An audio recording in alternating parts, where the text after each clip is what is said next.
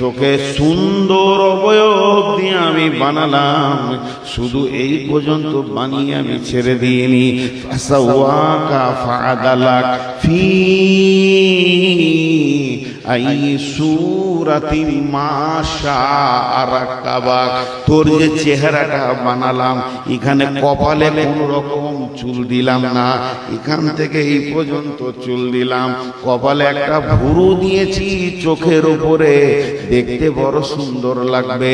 তারপরে চোখে পাতা দিলাম, চোখে আপনার কিনা তারা দিলাম, তারার ভিতরে মণি দিলাম, প্রত্যেকটা আঙ্গুলের শেষে নখ দিলাম সুন্দর করে। ফি আই সূরাতিন মা শাআ রাকাবাক। এতগুলি আমি আল্লাহ তুলি ধরে ধরে ধরে ধরে ধরে ধরে শিল্পীর মতো তোকে বানালাম, তারপরও তুই আমাকেই ভুলে গেলি। এই যে 2 ইঞ্চি হলারটা, এই হলারে বড় বড় গরু ঢুকে গেছে। আহা, হলার ছোট, কত হাজার গরু যে এখানে ঢুকেছে আল্লাহ জানে। বড় বড় গরু ঢুকে গেছে। তাহলে যেখানে আপনার বিরিয়ানি যাবে, যেখানে মাছ যাবে, মাংস যাবে, যে ভিতর যে রাস্তা দিয়ে আপনার মুরগা যাবে, দেশি যাবে, পোলট্রি যাবে, বিস্কিট যাবে, কেক যাবে, দামি দামি পৃথিবীর খাবারগুলো, আপেল আঙ্গুরগুলো যেখানে ভরবেন, ওর থেকে হাফ ইঞ্চি ওপরে এই পুঁটার ফ্যাক্টরি কে বানালে? জোরে বলে। এবার বলেন, আল্লাহর একটা ভুল ধরলাম, নাউজুবিল্লাহ, আস্তাগফিরুল্লাহ, লা হাওলা ওয়ালা কুওয়াতা ইল্লা বিল্লাহ। এ আল্লাহ, এখানে ভালো ভালো খাবার, এই সামনে উঁচাতে খোঁড়া খোঁড়া খোঁড়া খোঁড়া খাবার রোজবে না গো।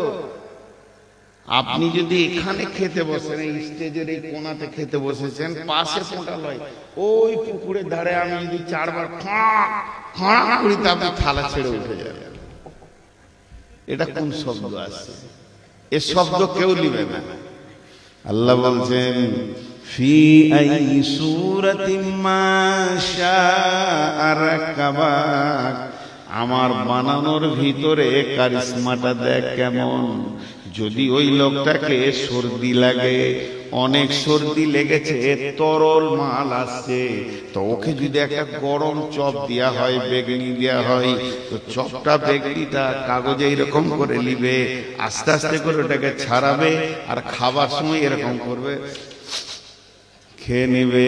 একবার ডান দিকে মারবে, একবার বাঁ দিকে মারবে, উল্টা দিকে করে টেনে দিয়ে করে খেয়ে নেবে। এতটুকু ঘৃণা লাগবে না। তার কারণ বানিয়েছে কে?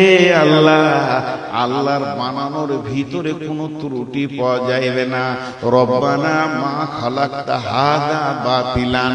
হে আল্লাহ, তুমি এমন একটা জিনিস বানাওনি যেটাকে আমরা বাতিল ঘোষণা করে দিব, চলবে না বলে দিব, এটা হবে না। তার কারণ তোমার বানানোর ভিতরে বড় কারিশমার কুদরত লুকিয়ে আছে। নাকটাকে কেনে কেনে দিলে?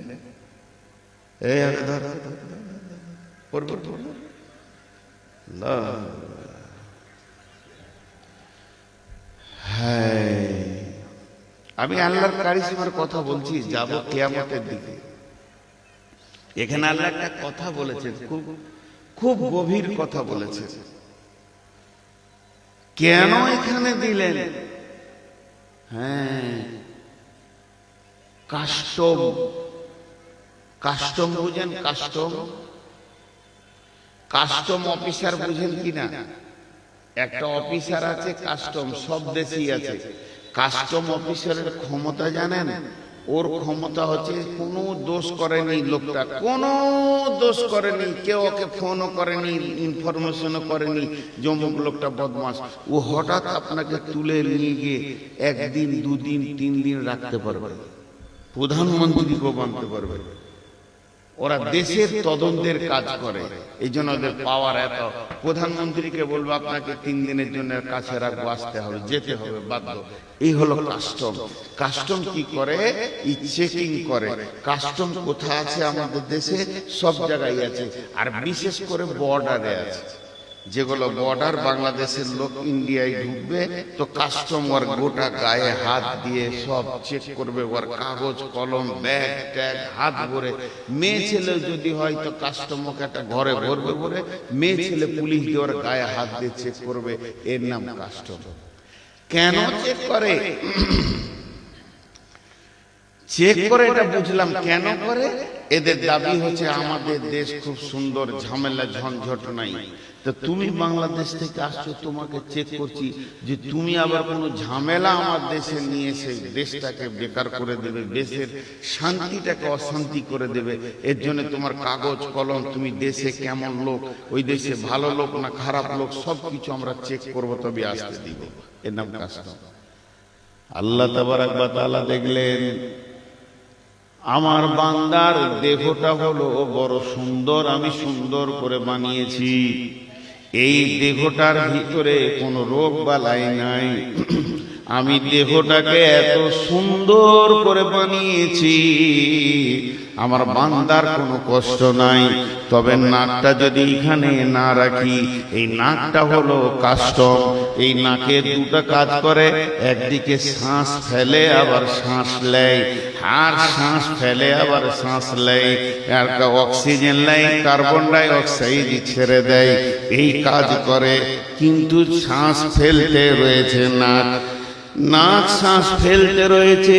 এই অবস্থায় যদি মুখ হা করে মানুষ, নাকটা বন্ধ হয়ে উপর দিকে যেতে শুরু করবে।